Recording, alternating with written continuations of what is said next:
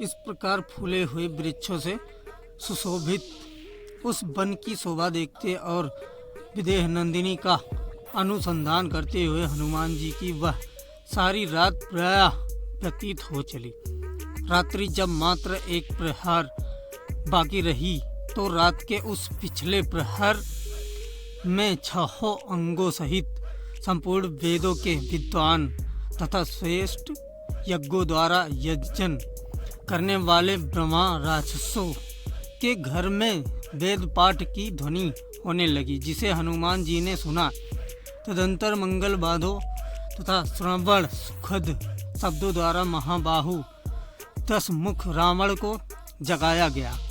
जागने पर महाभागी एवं प्रतापी राक्षस राज रावण ने सबसे पहले विदेह नंदिनी सीता का चिंतन किया। सीता के प्रति आसक्त एवं काम से प्रेरित रावण ने सब प्रकार के आभूषण धारण कर तथा परम उत्तम शोभा से संपन्न हो अशोक वाटिका में प्रवेश किया। पुलस्त्य नंदन रावण के पीछे पीछे लगभग 100 सुंदरियां भी थीं। काम के अधीन एवं मन में सीता की आस लगाए मंद गति से आगे बढ़ता रावण अद्भुत शोभा पा रहा था। काम दर्प और मद से युक्त अचिंत्य बल पौरुष से संपन्न रावण के अशोक वाटिका के द्वार तक पहुंचने पर कपिवर हनुमान जी ने उसे देखा। यद्यपि मतिमान हनुमान जी अत्यंत अग्र तेजस्वी थे, तथापि रावण के तेज से तिरस्कृत से होकर सघन पत्तों में घुसकर छिप गए। अनिग्ध सुंदरी राजकुमारी सीता ने जब उत्तमोत्तम आभूषणों से विभूषित तथा रूप यौवन से संपन्न राक्षस राज रावण को आते देखा तो वे प्रचंड हवा में हिलने वाली कदली के समान भय के मारे थर थर कांपने लगी। सुंदर कांति वाली विशाल लोचना जानकी ने अपने जंघाओं से पेट और दोनों भुजाओं से स्तन छिपा लिए और रुदन करने लगी। निशाचरियों से घिरी आसन रहित भूमि पर शोक विहल दीन सीता को रावण ने ध्यान पूर्वक देखा, जो दृष्टि चीनी किए एक टक पृथ्वी की ओर देख रही थी। ऐसी दुखी जानकी के पास आकर लंकापति रावण हंसता हुआ बोले, हे मृगनयनी, मुझे देखकर तू अपने शरीर को छिपाने का प्रयत्न क्यों कर रही है? स्मरण रख, तेरी इच्छा के बिना मैं कदापि तेरा स्पर्श नहीं करूंगा। तू मुझ पर और मेरे कथन पर विश्वास रख और इस प्रकार दुखी होकर आंसू मत बहा। तेरी यह मलिन आभूषण रहित वेशभूषा देखकर मुझे अत्यधिक पीड़ा होती है। तू संसार की सुंदरियों में शिरोमणि है। अपने इस सौंदर्य तथा यौवन को व्यर्थ नष्ट मत होने दे। यदि एक बार यह यौवन नष्ट हो गया तो फिर लौट कर नहीं आएगा।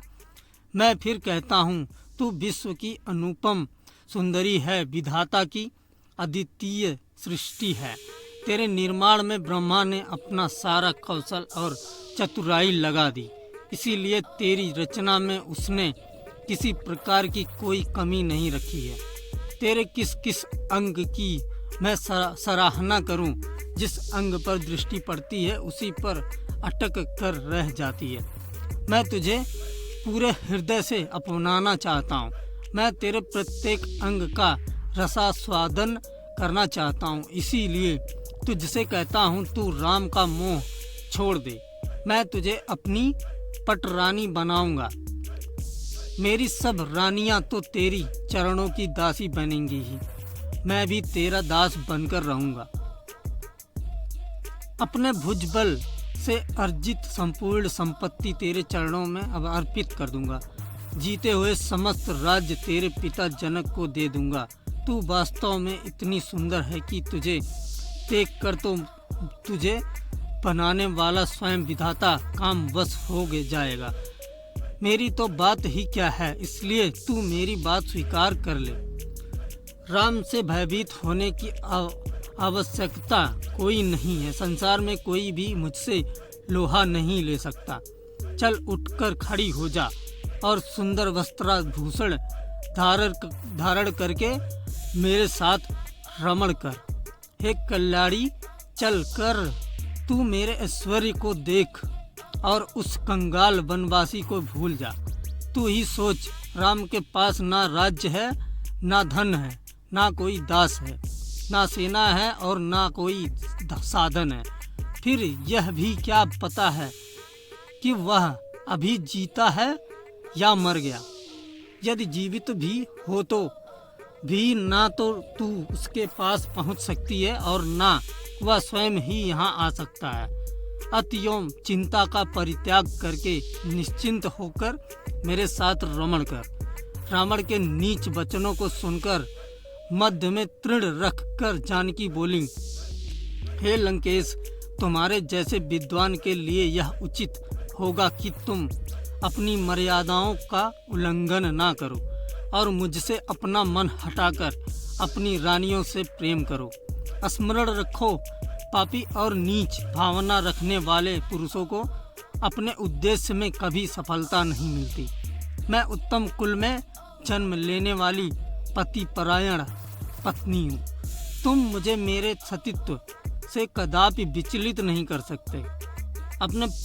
अपने प्राण रहते मैं तुम्हारे नीचता से सब परिपूर्ण प्रस्ताव को किसी भी दशा में स्वीकार नहीं कर सकती।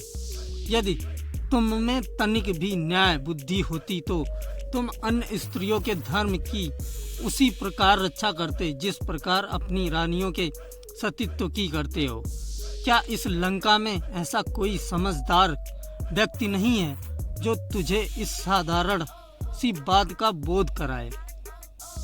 तुम तो नीतिवान बनते हो, फिर नीति का यह वाक्य कैसे भूल गए कि जिस राजा की इंद्रियां उसके बस में नहीं रहती, वह चाहे कितना ही ऐश्वर्यवान हो, अंत में रसातल को जाता है, उसका सर्वस्व नष्ट हो जाता है।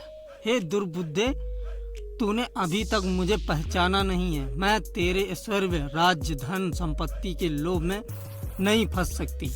तेरा यह कहना भी एक व्यर्थ का प्रलाप है कि मैं रघुकुल मणि रामचंद्र जी से नहीं मिल सकती।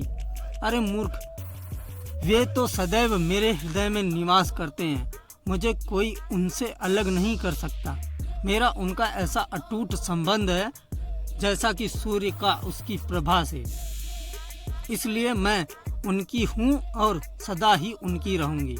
यदि तू सोच समझकर यह मान ले कि तूने मेरा अपहरण करके एक भयंकर अपराध किया है और इसलिए मुझे लौटाते हुए तुझे भय लगता है, तो मैं तुझे अभयदान देते हुए वचन देती हूँ कि तू मुझे उनके पास पहुँचा दे। मैं तुझे उनसे क्षमा करा दूंगी। यदि तुम अब भी अपनी हठ पर अड़े रहे तो विश्वास करो कि तुम्हारी मृत्यु निश्चित है और तुम्हें उनके बाणों से कोई नहीं बचा सकता। इसलिए मैं फिर कहती हूँ कि सावधान हो जाओ। अपने साथ लंका और लंकावासियों का नाश मत करो। इसी में तुम्हारा और तुम्हारे राक्षस कुल का कल्याण है।